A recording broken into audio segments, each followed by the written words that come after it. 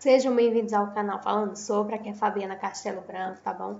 E nossa aula de hoje é sobre Idade Moderna, a revalorização do ser humano e da natureza, tá bom? O que é que vamos falar sobre isso, né? Por que vamos falar sobre isso, né? Vamos falar sobre isso porque é justamente nesse período, né, que é o declínio da Idade Média, que o homem começa a ser o quê? Ser objeto de estudo, a valorização da humanidade, né? E aí começa a surgir, né, esse estudo sobre o homem, né, as ciências políticas e tudo mais. Né? Antes disso, né, a religião era que explicava tudo. E como é que isso se inicia? Se inicia a partir do Renascimento Cultural. Né? A partir do Renascimento Cultural, se envolveu os artistas e intelectuais de diversas áreas, tá certo? Esse período ocorreu entre o século XV e XVI, né? Inspirou várias ideias humanistas, né? São as ideias humanistas que dão início ao quê? Aos princípios básicos do ser humano, como ideias de democracia, de cidadania e também as próprias ideias de direitos humanos e direitos do homem, tá bom? Esse movimento se iniciou-se na Península Itálica, tá certo? E tinha base o quê? Principalmente na cultura greco-romana, né? E ele reavivava certos ideais e exaltação do ser humano e dos seus atributos, tais como a razão e a liberdade, tá bom? Porque antes disso o ser humano era considerado como um objeto qualquer, não tinha foco, né, no homem, né, na moral, na democracia e em direitos do ser humano, tá bom? E aí o Renascimento criou bases conceituais e valores que favoreciam o desenvolvimento da ciência, né? Esse conjunto de atitude também se fazia o quê? Se contrapunha à mentalidade medieval da época, né? Que tudo voltasse para a religião, né? Para a ideia mágico-religiosa, né?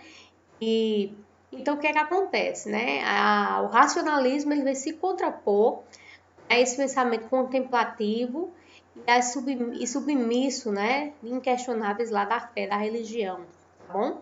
E aí, com a transição da mentalidade, essa nova mentalidade que agora passa a ser científica, né, houve muitas resistências, principalmente por parte de quem estava no poder da época do clero católico, né?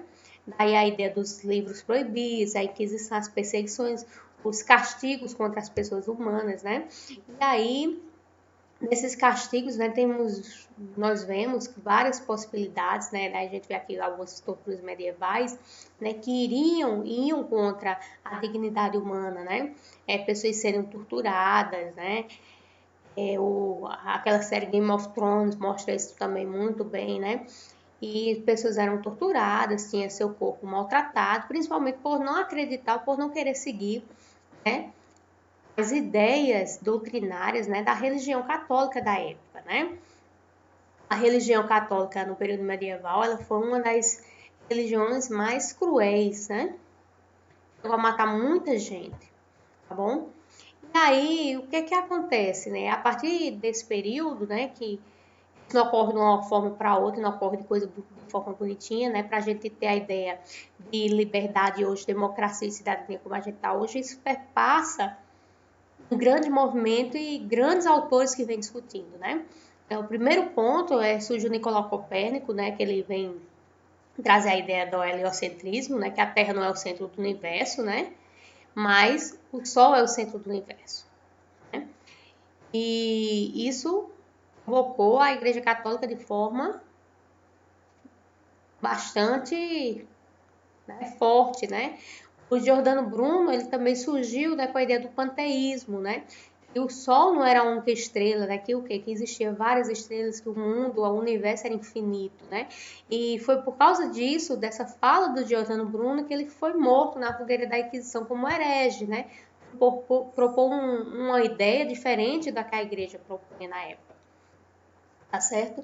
E as ideias sobre o tema sobre moral, política, né, democracia e cidadania começam a surgir com o Nicolau Maquiavel, né, lá o livro O Príncipe, né, onde ele vem dizer como é que pode existir um príncipe sem ter principado, ou seja, sem ter os poderes, né, divinos de rei, né? E aí ele possibilita lá também, ele vem falar um pouco, né, sobre o papel do príncipe, né? E é tanto que hoje em dia esse é um livro muito lido principalmente pelos políticos, né? Porque o Maquiavel ele diz o seguinte, que os meios, né? Os fins justificam os meios. Fala do Maquiavel, né? Em outras palavras, né? Não importa o que você faça, é no meio termo, desde que o fim seja aquele fim objetivo, digno, né? O correto, né? E aí o Maquiavel ainda não tinha muito essas questões de direitos humanos, estava lembrando, gente, que aquilo que acontece nesse período da história que a mentalidade humana começa a mudar, né? O homem, ele começa a ser visto como um homem que começa o quê? A ser primado a ideia da liberdade, né? E aí o Michel de Montaigne, né? Ele diz que o homem se via como uma desconfiada liberdade, ou seja, você tinha a liberdade, mas era uma liberdade que você não tinha essa questão, é como se você fosse vigiada todo o tempo, né? E aí ele redescobre que o sujeito estava esquecido, e reloca o sujeito como centro do mundo, né? Uma vez que agora, como tudo perpassa a razão, e quem é que é o ser dotado de razão? O homem, né? E aí o homem começa a surgir no meio desse todo esse contexto, que esse homem que foi esquecido, que não foi trabalhado, né? Aí, como ele não foi trabalhado, foi desnegado dele, foi tirado dele todos os direitos, todas as possibilidades de liberdade, tá bom? E aí surge o Alexandre de Corrêa. É uma fala bem interessante, ele diz assim: o homem perdeu seu lugar no mundo, ou mais exatamente, perdeu o próprio mundo que formava, o quadro de sua existência e o objeto do seu ser, e precisou transformar e substituir não somente suas concepções fundamentais, mas as próprias estruturas de seu pensamento, né? E aí o que é que acontece? Se ele fala no mundo fechado ao universo infinito, ele vem dizer que é nesse contexto que o homem, né, ele muda sua concepção. Antes o homem era um ser sem direitos, sem vida ativa dentro da sociedade, né, e sujeito também que não era objeto de conhecimento, que ele não tinha vez, era visto como qualquer um objeto, né? Então, se ele é um objeto, ele pode ser o quê? Modificado, ele pode ser tirado, extirpado, né? Cabe a ele, a igreja, fazer o que quer, uma vez que a autoridade era a igreja no período da Inquisição, né? E agora não, agora o homem se torna o quê? O sujeito independente, o sujeito cheio de liberdade, um sujeito capaz, dono do racionalismo, capaz de mudar, né? Então, toda essa mudança de foco, e essa mudança de foco mudou o que? A própria concepção de homem, tá bom? E aí há umas teorias da época, né? Bastante interessante, é a do Francis Bacon, né? Ou Bacon, como queiram chamar, né? Que ele vem dizer que o saber é poder, né? Aí ele vem propor o quê? Ele vem propor um método indutivo da investigação científica. Isso é um método importante, gente, não só as ciências naturais, que eram as ciências que funcionavam nessa época, ainda não tinha surgido ciências humanas nessa época, mas também um método que pode ser utilizado nas ciências humanas, dentro da política, né? Dentro da democracia, dentro da cidadania, né? Você, antes de agir sobre algo, claro que você vai olhar, né? Vai formular explicações, hipóteses para poder depois agir, né?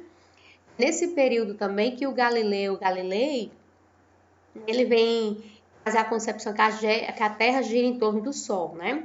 Isso atraiu grande fúria da Inquisição e o Galileu, para não ser morto na Inquisição, ele negou sua teoria, né? Ele teve que negar sua teoria, se ele não tivesse negado, ele teria sido morto, né?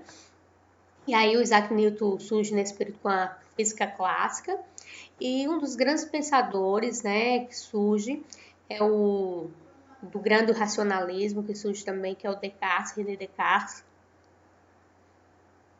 Ele surge com a dúvida metódica, tá bom? Ele é famoso pela aquela frase, né, dele, penso, logo existo, né? Então, ele traz o racionalismo como algo essencial. Então, o sujeito tem que duvidar, né, de tudo, até de sua própria existência, né? Por quê? Porque a dúvida é o que faz você criar o quê? Artefatos para a criação de hipóteses, certo? Para a teoria, para o próprio pensamento também científico, né? E aí surge nesse período, né, um dos maiores pensadores que inicia o processo de democracia, né, que é o Baruch Spinoza, né, e depois que ele é tipo uma excomungação do cristianismo, mas do judaísmo, certo? Ele proporcionou para Benedito Spinoza, tá bom? Ele era judeu. E aí, na sua obra ética, ele vem discutir 5 pontos essenciais. Ele discute Deus, a natureza e a origem da mente, né? Já pegando o racionalismo.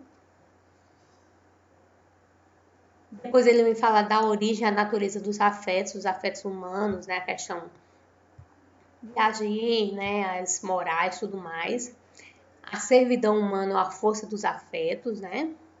Como o sujeito ele é capaz de falar. E aí a última parte, que eu acho que é a que nos cabe aqui nessa aula, que seria a potência do intelecto ou a liberdade humana, né? Porque um dos fatores essenciais que vem propor o que a gente chama hoje de democracia, cidadania e direitos humanos é justamente o que a gente chama, tá certo? De liberdade. É a liberdade humana que vem proporcionar ao homem o quê? Ter direitos. Porque se você não tem direito, se você não é um homem livre, tá bom? Isso até hoje, né? As pessoas quando estão presas, elas perdem vários direitos, dentre eles o direito político, o direito do voto, tá bom? Apesar que tem alguns direitos, que hoje em dia se pensa em direitos também naturais, né? Que já surge a partir desse período com Spinoza, quando vem surgir também o Rousseau, tá bom? Que a gente vai ver isso mais na outra aula, tá bom? Hoje a gente fica por aqui, mas pensando, né, que o Spinoza, né, quando ele vem falar de potência do intelecto, a potência do ser humano de pensar, de agir, né, essa liberdade de expressão, vem propor que é a questão da liberdade humana, tá bom?